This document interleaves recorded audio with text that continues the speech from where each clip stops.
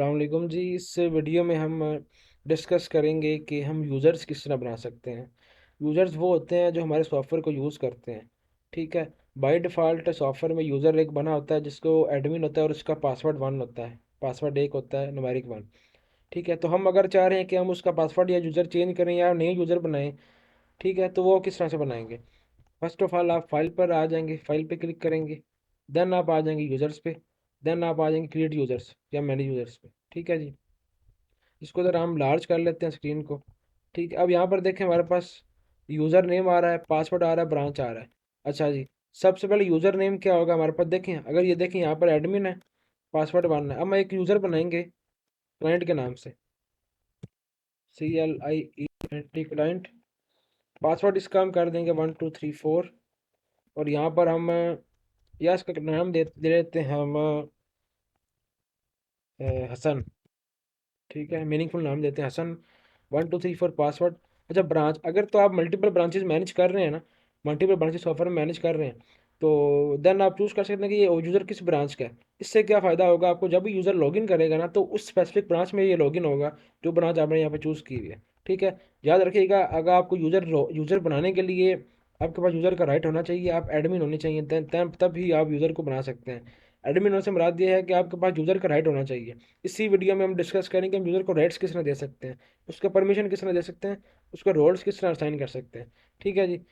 उसके साथ हमारे पास इज एक्टिव है, अगर यूज़र वो छोड़ जाता है तो हम उसको डीएक्टिव कर सकते हैं। या हम चाहते हैं कि उसका अकाउंट डिसेबल करें तो हम उसको इज एक्टिव अनचेक कर देंगे। अगर इज एक्टिव अनचेक होगा तो यूज़र लॉगिन नहीं कर पाएगा। ठीक है जी। ये भी याद रखना है, आपने इसको एक्टिव रखना है अगर आप यूज़र को लॉगिन करवाना चाह रहे हैं। सेव कर दिया। देखें जी, जैसे ही आप सेव करते हैं ना, नेक्स्ट स्टेप आपका क्या होता है कि आपने उस यूज़र को कुछ स्पेसिफिक परमिशंस वगैरह अलाउ करनी होती हैं। मीन्स कुछ हदूद अलाउ करनी होती हैं, अगर आप करना चाहें तब आप उसको अलाउ कर सकते हैं। ठीक है जी। वो भी हम इसमें डिस्कस। अच्छा जी, उसके लिए आपने फाइल पे आ जाना जी। File, user, user role management, user role management click कर देना। अच्छा, अब आपने यहाँ पर यूज़र सेलेक्ट करना है कि किस यूज़र के लिए आपने जो है ना रोल्स वगैरह डिफाइन कर रहे हैं। मीन्स किस यूज़र के लिए परमिशन वगैरह। एडमिन है, देखिए एडमिन को आप देख लें, सब ऑल टू ऑल परमिशन अभी अलाउ हैं। ठीक है। तो यहाँ पर हमारे पास एक यूज़र है जी हसन के नाम से। तो हम चाह रहे हैं कि हसन को हम कुछ स्पेसिफिक रूल्स, राइट्स वगैरह अलाउ करें। ठीक है जी। यहाँ पर हम हसन को चूज़ करते हैं। अब अच्छा, अब अगर अगर हम चाह रहे हैं कि हसन लेट्स सपोज के यहाँ पे एक्सपेंस वगैरह ऐड ना कर पे, उसको जिस चीज़ को आप चाह रहे हैं वो परमिशन दे रहे हैं ना, उस चीज़ को आपने क्या करना है, इसको चेक रहने देना है। जो चीज़ आप अनचेक कर रहे हैं वो चीज़ को अलाउ नहीं होगी। जैसे कि हम चाहते हैं उसको एक्सपेंस अलाउ ना करें, उसको हम लेट्स सपोज के कस्टमर्स वगैरह वो हैंडल ना कर पाए। स्टॉक में आते हैं तो हमारे पास यहाँ पे ऑप्शन है जी, हमारे पास देखें कैटेगरी मैन्युफैक्चर। स्टॉक में आते हैं तो हम चाहते हैं कि जी स्टॉक वगैरह ऐड आइटम ना कर पाए, तो उस चीज़ को हम अनचेक कर देंगे। अगर चाहते हैं आप वो प्राइस की छेड़छाड़ ना कर पाए, एडजस्टमेंट ना कर पाए, तो उसको आप अनचेक या चेक कर देंगे। स्टॉक ऑडिट ना कर पाए, ट्रांसफ़र वगैरह, रिसीव वगैरह। सेल एंड रिटर्न में आता है हमारे पास, या क्या सेल ना कर पाए या कर पाए, वो चीज़ें आप उसको डिफाइन कर सकते हैं। ये मैक्स डिस्काउंट है कि वो मैक्स डिस्काउंट कितना दे पाए पर आइटम। मैक्स डिस्काउंट फर्ज करें आप यूज़र है, आप चाहते हैं कि भाई ये बंदा डिस्काउंट दे भी तो मैक्सिमम कितना दे पाए।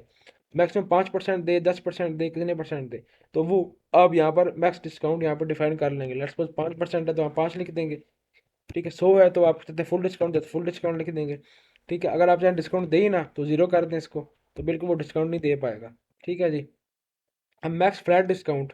फ्लैट डिस्काउंट ये होता है कि मुकम्मल बिल पर कितना वो डिस्काउंट अप्लाई कर पाए।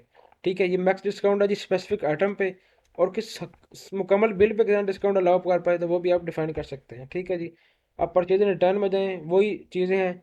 ठीक है। अकाउंट्स मैनेज कर पाए, एम्प्लॉय वगैरह मैनेज कर पाए, यूज़र। अच्छा, यूज़र को अगर आपने राइट्स दे रहे हैं ना, तो उसका सबसे पहले जो राइट आपने ऑफ करना है वो यूज़र का राइट ऑफ करना है।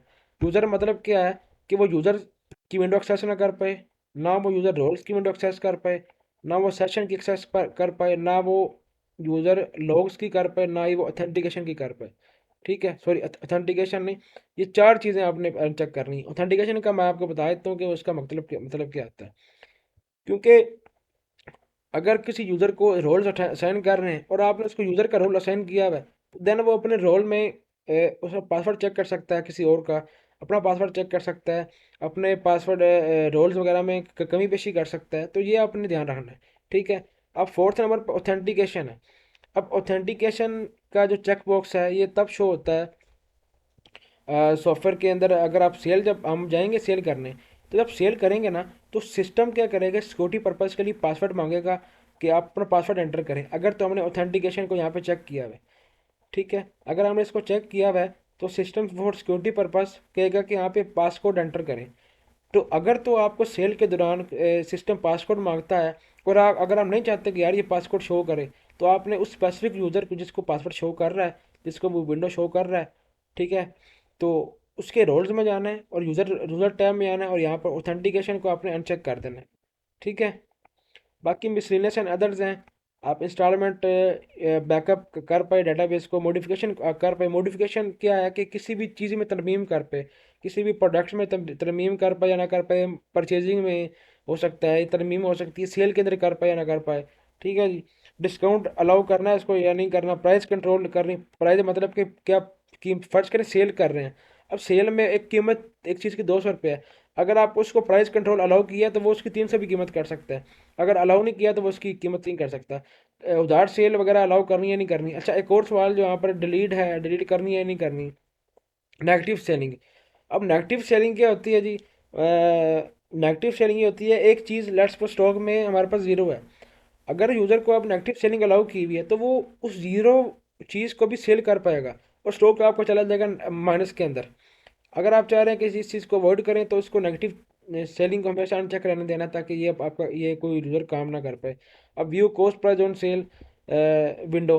ठीक है। अगर ये यूज़र किसी आइटम, आप चाहते हैं कि वो कॉस्ट प्राइस ना चेक देख पाए किसी आइटम की, तो उसको आपने इसको अनचेक कर देना है, ताकि सेल के दौरान वो किसी खास मखसूस आइटम की कॉस्ट प्राइस ना चेक कर पाए। ठीक है। बाकी एम्प्टी डाटाबेस है, ये भी बहुत है, मैं आपने ध्यान रखना है। एम्प्टी डाटाबेस भी ये होता है, किसी डाटाबेस को हमने फर्ज करना एम्प्टी करना है, ख़त्म करना चाह रहे हैं, डाटाबेस को सारा मिटाना चाह रहे हैं, तो ये उसका रोल होता है। बाकी मॉडिफिकेशन में आपको बता दिया, बाकी मज़ीद आप इसको समझ जाएंगे। ठीक है। बाकी रिपोर्ट्स के हैं, कौन कौन सी रिपोर्ट्स आपने मॉड्यूल रिकॉर्ड रिपोर्ट्स के अलाउ करने हैं। ठीक है जी। सब कुछ करके आपने अपडेट पे क्लिक कर देना है, और ये इसके जो भी रोल आपने इसको असाइन किए होंगे, अगर हम यहाँ पर री लॉगिन करते हैं, ठीक है जी, यहाँ पर हम विंडोज़ में जाते हैं और स्विच यूज़र करते हैं, यूज़र को स्विच करते हैं, और यहाँ पे हम ये लॉगिन करते हैं हसन के नाम से 1 2 3 4। अब हसन के नाम से लॉगिन, ये देखिए हमने कस्टमर्स को डिसअलाउ किए थे, मजीद हमने उसको जो चीज़ें उसको अलाउ नहीं की थी, कस्टमर्स या यूज़र देखें, यूज़र को उसको डिसअलाउ किया, वो उसको अलाउ नहीं है। ठीक है। तो चीज़ें उसको डिसअलाउ की हुई हैं, तो वो चीज़ उसको अलाउ नहीं है। ठीक है। तो इसी तरह आप अपना सिक्योरिटी पर्पज़ के लिए अपनी जो चीज़ें अलाउ करना चाह रहे हैं आप वही चीज़ें अलाउ करें, अदरवाइज़ कुछ चीज़ें यूज़र को अलाउ ना करें। ठीक है जी। तो ये थी जी इस पे यूज़र पे वीडियो। तो इंशाल्लाह नेक्स्ट वीडियो में मुलाकात होगी।